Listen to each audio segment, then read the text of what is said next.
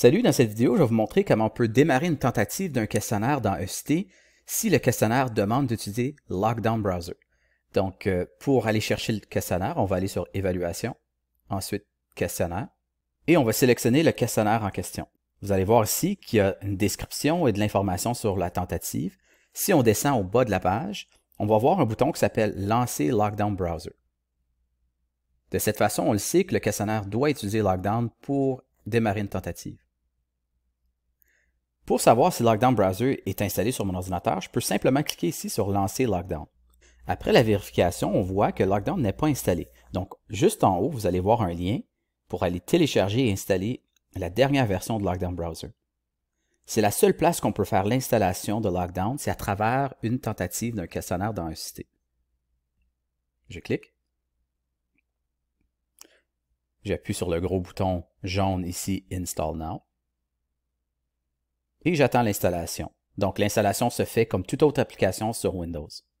Une fois que le fichier d'installation est téléchargé, on va cliquer ici sur le fichier. Et ça va commencer l'installation. Donc, évidemment, on choisit Français ici, suivant. Ici, il faut accepter. Donc, j'accepte les conditions. Suivant. Et terminé. Et c'est tout. En théorie, si on revient ici sur ECT et on clique Réessayer le lancement, là, Chrome a trouvé l'application qui se retrouve sur mon ordinateur. Donc, je vais demander d'ouvrir avec Lockdown Browser ici. Si jamais on a des erreurs, comme vous voyez à l'écran, qui demandent de fermer une application, vous devez le fermer parce que c'est une application qui rentre en conflit avec le Lockdown Browser. Donc, le Lockdown Browser est fait d'une façon que la seule application qui est disponible à l'ordinateur, c'est le questionnaire ECT. Donc, dans ce cas-ci, je vais faire Close. Là, il en a trouvé un autre. Donc, il trouve que Microsoft Teams est actif.